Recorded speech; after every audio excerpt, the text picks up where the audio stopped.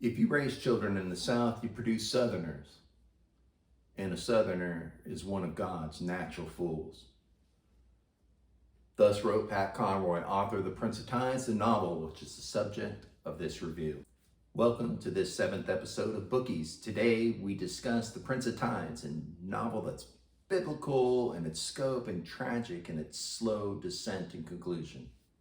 As I prepared to script this review, I hope to find the words which would convince you to read this novel. I still haven't found the right words, I don't think at least, and I apologize for that. So I'll just say that the story is beautiful. Have you ever read yourself part way into a book and held that book in your hands knowing that you're holding something beautiful and true? That's what The Prince of Tides felt like to me. And when a novel hits you like this, as you are alone with it, you can't but wonder who exactly is the person that could write such beauty. That man is Pat Conroy. And I will suggest to you that The Prince of Tides rings true in its beauty because it was autobiographical to the author. The writing is characteristic of a man who is writing his own story. A man who has fully examined the consequences of being born into a family and defined, for better or worse, by that strangest, frequently tragic, and most familiar of tribes. So let's get into it. The story is written in the first-person perspective of Tom Wingo, a man who seems to be failing at life. He isn't irresponsible or anything like that, and Tom probably couldn't tell you what's wrong with him. He just knows something's wrong. A forfeited career as a football coach and an English teacher. Tom is in a marriage that has walked its last mile.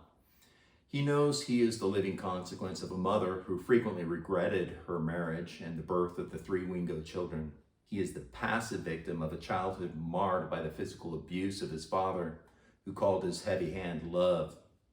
He is the child who lived for the approval of his parents, not knowing that they weren't capable of giving it. Tom receives word that his twin sister Savannah, acclaimed for her poetry about the South, is hospitalized in New York City for a second failed suicide attempt.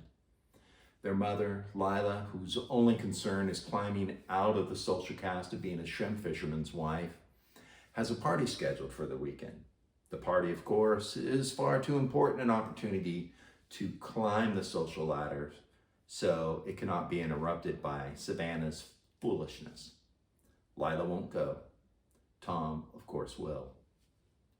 Now, Savannah is a Southern woman. She can't escape that as much as she may want, and the suicide attempts witness to that fact.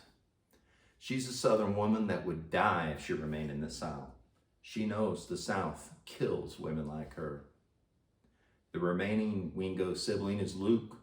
As the oldest, Luke bore the brunt of the physical abuse in order to shield Savannah and Tom. He is the archetype of that unique brand of Southern man who holds complete trust in his government until he's betrayed. Once that happens, nothing matters but a compulsive fight for liberty and the preservation of an ideal, a principle. Luke is justice. He's constancy, strength, and simplicity. Luke is the Prince of Tides. As a consequence, this novel is about family. And family is complicated. You know that. When you are born, you are dealt essentially 2 cards. The first is a mother and the second is father. And you play that hand your entire life. If you've ever both loved and hated a parent, if you've ever felt like your life is not your own, that it's simply the form and figure of the choices that your parents have made for you, about you, and to you. If you've ever wondered how you can still passionately love a parent who has neglected you, mistreated you, and abused you, but still shaped your very heart and soul, made you who you are, then this novel will quiet your soul and speak to it. And if you've never experienced any of those things, well, God bless you. But this novel will still speak to you in its soaring beauty and lush emotion.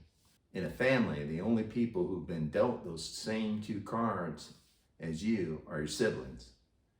When the game goes awry, siblings can become the fiercest of enemies or the dearest of allies. Tom, Savannah, and Luke are allies, and the novel really shines by witnessing to the love they share for each other. They were all formed in the same crucible of neglect and abuse. Who but a Wingo sibling can fully understand another Wingo? Who but a Wingo sibling can unconditionally love another Wingo sibling?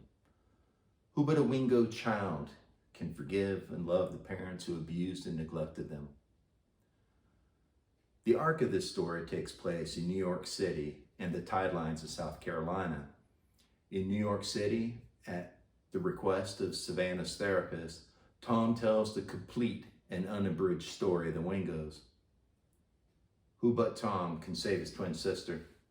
He will relive and tell the past if it will save Savannah. The other arc of the story takes place in South Carolina, the incontrovertible and inevitable habitation of Tom and Luke, where the Wingos continue to be bound to the tidelands and all that it means to be a child of the South. Conroy gives life to each character in this novel. Nothing is amiss. There are no unanswered questions in this novel. And despite the fact that the novel is biblical in proportion at 679 pages, there's absolutely no unnecessary detail provided. Conroy avoids the trap that many authors fall into, that of giving such attention to the characters that they neglect to give us a compelling story. This is a no-spoiler review, so I'm not going to describe the arc of the story in its entirety. However, it's compelling and it's true to each of its characters. In conclusion, The Prince of Tides is a truly excellent work of fiction. Conroy writes from experience. His prose is beautiful, it's lush.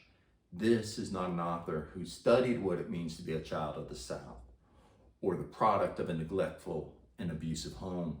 He lived it. And that sincerity rings true throughout. So I highly recommend The Prince of Tides, and I rated it 4.75 stars out of 5. And it's clear that no two people read the same book. And what I mean by that is my read of The Prince of Tides is colored by my own life experience. And that's the beauty of reading, right? Each of us gets to interpret a story that we're reading, and we're all going to interpret it just a little bit differently, depending on where we are in life, our background, and our experience. And so I know that this review is subjective. All reviews are. And there's no need to apologize for that. All I can say is just buy and read this book. If you enjoyed this content, please remember to drop a like on the video and subscribe. When you do that, the YouTube algorithm runs with it and exposes more people to this content. And the goal here is to get more people to read. Another goal is to get people to read excellent books. And if we can do that, then this particular channel will grow. Have a great day, and God bless.